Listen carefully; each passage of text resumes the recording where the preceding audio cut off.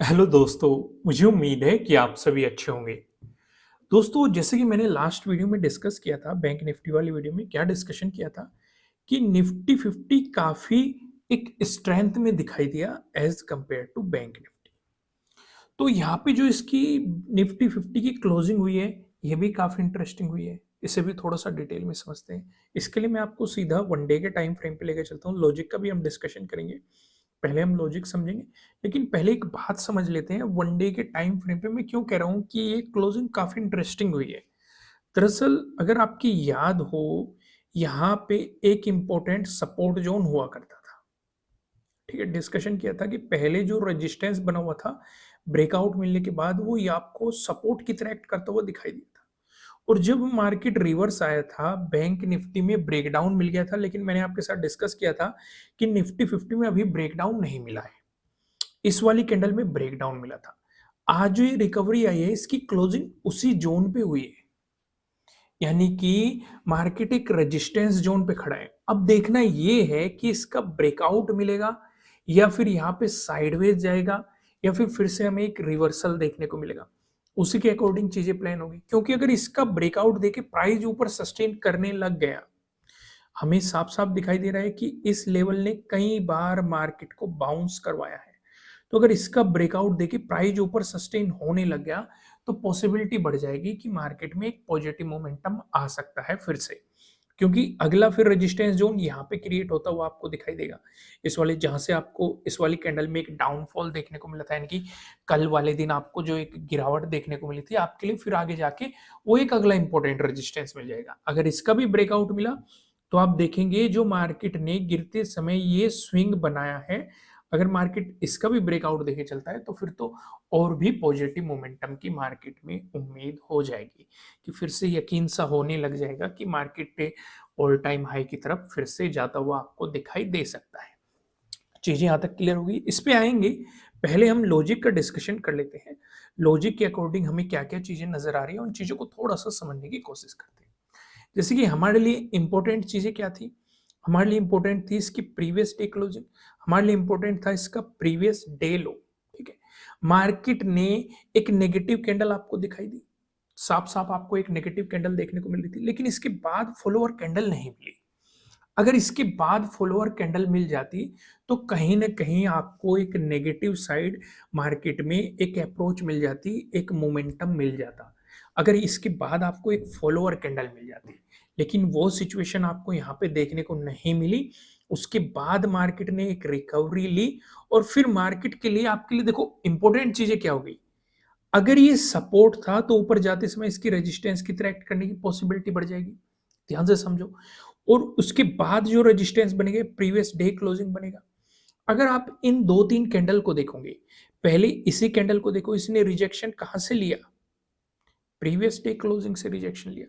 अगले वाली कैंडल को देखो, इसने भी रिजेक्शन कहाँ से लिया? प्रीवियस डे क्लोजिंग से लिया। साथ के साथ इसमें एक रिवर्सल भी आया था, जिसने सपोर्ट कहाँ पे लिया? प्रीवियस डे लो के अराउंड इसने सपोर्ट लिया और फिर से आपको एक मोमेंटम दिया। यानी कि ये प्रीवियस डे लो को रिटेस्ट भी करके गया, साथ के साथ ये रेजिस्टेंस की तरह आपको एक्ट करता हुआ दिखाई दे रहा है प्रीवियस डे क्लोजिंग पे। इसका ब्रेकआउट मिला, आपको फॉलोअर कैंडल भी देखने को मिली। एक मोमेंटम तो आपके लिए यहाँ पे सीधा-सीधा ये बनता हुआ दिखाई दे रहा था। काफ़ी लोग यहाँ पे ये भी कह रहे हैं कि डब्लू पैटर्न आपको काइंड ऑफ डब्लू पैटर्न की सिचुएशन आपको यहाँ पे देखने को मिली। डब्लू पैटर्न पे किस तरीके से काम किया जाता है, वेबसाइट पे आपको सारी डिटेल में इन्फॉर्मेशन मिल जाएगी। फिलहाल कोर्स पे 50% ऑफ चल रहा है, नीचे डिस्क्रिप्शन में आपको एप्लीकेशन का लिंक मिल जाएगा। अगर आप सीखना चाहते हैं, तो आप इस ऑफर का फ़ायदा उठा सकते हैं। तो आइए सिचुएशन को यहाँ पे समझते हैं। भई एक तो आपके लिए ये वाला पैटर्न क्रिएट होता हुआ आपको दिखाई दिया और एक आपको यहाँ से अपॉर्च्युनिटी बनती हुई दिखाई दी मार्केट में। और मार्केट ने जो ये ट्रेडिंग डे हाई बनाया था, इसके भी ब्रेकआउट पे मार्केट ने आपको एक अपॉर्च्युनिटी दी है। हालाँकि वो मोमेंटम आपको लास्ट टाइम में मिला है और उससे पहले मार्केट ने आपको एक डब्ल्यू पैटर्न के रूप में यहाँ से भी एक बेहतरीन सा ब्रेकआउट दिया है, जिसमें आप अपने ट्रेडिंग डे हाई को अप्रोच करते हुए देख सकते थे। लेकिन फिर से वही सवाल उठ जाता है कि निफ्टी 50 में जो स्ट्रेंथ बनती हुई दिखाई दी, क्या ये सिर्फ इसी लेवल को रिटेस्ट करने के लिए थी या फिर कल के दिन भी देखने को मिलेगी? आइए इस सिचुएशन को थोड़ा-सा डिटेल में डिस्कस कर लेते हैं। वन डे के टाइम फ्रेम पे तो आप सिचुएशन समझ ही चुके हो कि मार्केट अभी एक रेजिस्टेंस फेज पे खड़ा हुआ है। तो अगर इसका ब्रेकआउट मिला तो तुरंत ये आपके लिए एक इंपॉर्टेंट सपोर्ट बनने की पॉसिबिलिटी भी हो सकता है। उसी के अकॉर्डिंग आप काम करेंगे, क्योंकि अगर इसके ऊपर प्राइस सस्टेन किया तो पॉजिटिव मोमेंटम की उम्मीद बढ़ जाएगी। इसके नीचे मार्केट ने प्राइस सस्टेन किया तो नेगेटिव मोमेंटम की उम्मीद बढ़ जाएगी। एक बात और ध्यान रखना, जब भी कोई इंपॉर्टेंट जोन आता है, बायर्स चाहते हैं कि मार्केट ऊपर जाए, सेलर्स चाहते हैं कि मार्केट वहां से गिर जाए, और उस चक्कर में मार्केट साइडवेज हो जाता है। जैसे कि मैं आपको कुछ एग्जांपल दिखा देता हूं।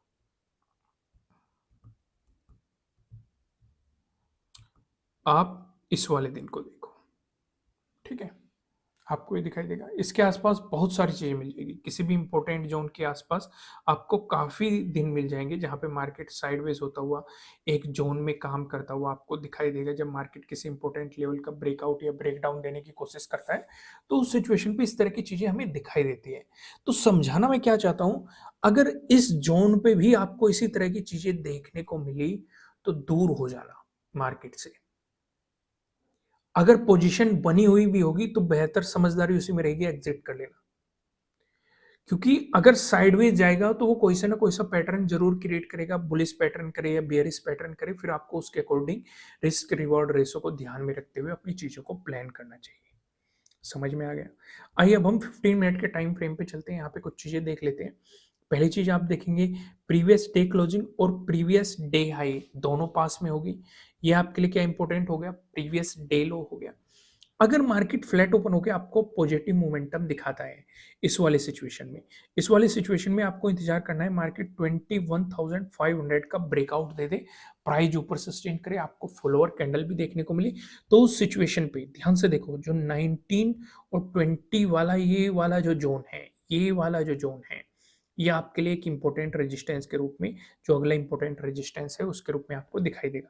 क्योंकि 17 को आपको यहाँ पे सपोर्ट देखने को मिला था, 18 को आपको यहाँ पे रेजिस्टेंस देखने को मिला था, 19 को भी मार्केट ने सपोर्ट लिया था, 20 को भी मार्केट ने यहाँ पे काफी बेहतरीन सपोर्ट लिया था, 23 को यानी कि कल वाले दिन भी मार्केट ने इस लेवल की रेस्पेक्ट की थी। तो आपके लिए अगला इंपॉर्टेंट रेजिस्टेंस जोन यही हो जाएगा। इस पे आपको खास ध्यान रखना है कि रिवर्सल आता है या फिर इसका भी ब्रेकआउट मिलता है। अगर इसका भी ब्रेकआउट मिल गया तो फिर से मोमेंटम और भी ज्यादा आपको कंटिन्यू होता हुआ मार्केट में देखने को मिल सकता है। चीजें क्लियर होगी? वहीं पे अगर मार्केट में फ्लैट ओपन होगी, नेगेटिव मोमेंटम आता है, इस वाली सिचुएशन पे आप ये देखेंगे कि जब तक मार्केट इस जोन का ब्रेकडाउन नहीं दे देता आपको नेगेटिव साइड नहीं जाना चाहिए। ये सोच के मत चलना कि भाई मार्केट ने प्रीवियस डे क्लोजिंग से नीचे चलना शुरू हो गया है तो मार्केट में नेगेटिव मोमेंटम ही कंटिन्यू हो जाएगा। आपको इसके ब्रेकडाउन का इंतजार करना चाहिए, 21,400 के ब्रेकडाउन का। और अगर उसके बाद फॉलोअर कैंडल मिलती है तो आपके लिए जो अगले सपोर्ट की पॉसिबिलिटी बनेगी वो 18 के डे लो के अराउंड हो सकते हैं। इसका भी ब्रेकडाउन मिलता है तो ये वाला स्विंग आपके लिए सपोर्ट की तरह एक्ट कर सकता है। इसका भी ब्रेकडाउन मिलता है तो आपको प्रीवियस डे लो तक के मोमेंटम मार्केट में देखने को मिल सकते हैं। वहीं पे अगर मार्केट आपको गैप अप ओपनिंग देता है, दोस्तों गैप अप ओपनिंग का डिस्कशन करने से पहले मैं आपको बता दूं, आपके लिए किसी भी तरह का ना तो कोई बाय रिकमेंडेशन है ना ही कोई सेलिंग रिकमेंडेशन है। ये जस्ट एजुकेशनल पर्पज से बनाई गई एनालिसिस वीडियो है। इन्वेस्ट करने से पहले आपको अपनी रिसर्च करनी है, अपने इन्वेस्टर की सलाह लेनी है, क्योंकि प्रॉफिट भी आपका होने वाला है, लॉस की जिम्मेदारी भी आपको अपने आप लेनी है। इस वाली सिचुएशन पे मैं फिर से कहूंगा, आप इसी चीज पे फोकस रखें। अगर आपको गैप अप ओपनिंग देखने को मिलती है, इस जोन से कितनी दूर या कितनी नजदीक गैप अप ओपनिंग हो रही है, अगर इसी जोन के आसपास आपको गैप अप ओपनिंग देखने को मिले तो ट्रेड मत करना। फिर से ध्यान से समझो, ट्रेड मत करना। क्योंकि काफी लोग ये मत सोचने लग जाना कि भाई 23 को मार्केट ने एक रेजिस्टेंस जोन के पास गैप अप ओपनिंग दी, फिर मार्केट ने गैप फिल किया, ट्रेडिंग डे लो का ब्रेकडाउन दिया और काफी बेहतरीन मोमेंटम दिया। इस तरह की अप्रोच को अप्रोच मत करना। हाँ, छोटे मोटे आपको मौके मिल सकते हैं, क्योंकि इंपॉर्टेंट सपोर्ट आपके लिए यहाँ पे बनेगा previous day high, previous day लो आपके लिए हो जाएगा, 21,500 भी काफी नजदीक हो जाएगा। तो यहाँ पे आपके लिए तीन तीन सपोर्ट बैठे हुए हैं। तो आपको ध्यान यही रखना पड़ेगा कि मार्केट अगर 21,500 से ऊपर प्राइस सस्टेन करता रहा तो मार्केट कहीं ना कहीं इस वाले रेजिस्टेंस जोन में जाने की कोशिश कर सकता है। वहीं पे अगर मार्केट ने आपको गैप डाउन ओपनिंग दे दी, इस वाली सिचुएशन पे आप क्या करेंगे? इस वाली सिचुएशन पे आप फिर से इसी ज़ोन पे फ़ोकस रखेंगे। 21,400 के अराउंड अगर मार्केट इसी के आस-पास गैप डाउन ओपन होके ब्रेकडाउन देता है, फॉलोअर कैंडल देखने को मिलती है, तो नीचे की तरफ आपको पता है सपोर्ट की पॉसिबिलिटीज़ आपके लिए क्या-क्या हो सकती है। लेकिन अगर मार्केट रिवर्सल दिखाता है, तो दोस्त फिर से बात वही आ जाती है कि ऊपर 3 रेजिस्टेंस हैं। एक 21,500 का है, एक प्रीवियस डे हाई है और एक प्रीवियस डे क्लोजिंग है और तीनों पास में ही हैं। तो आपके लिए रेजिस्टेंस की पॉसिबिलिटी यही रहेगी और अगर इनका ब्रेकआउट मिल गया तो एक ये इंपॉर्टेंट सपोर्ट के रूप में भी आपको काम करते हुए दिखाई दे सकते हैं और उसी डायरेक्शन में आपको मोमेंटम भी मार्केट में आता हुआ दिखाई दे सकता है। दोस्तों वीडियो को लाइक करना, कमेंट करके बताना कि आपको एनालिसिस कैसे लग रहे हैं, आपके लिए कितने हेल्पफुल हैं। फिर मिलेंगे किसी नेक्स्ट वीडियो में किसी अच्छे कंटेंट के साथ। Thank you.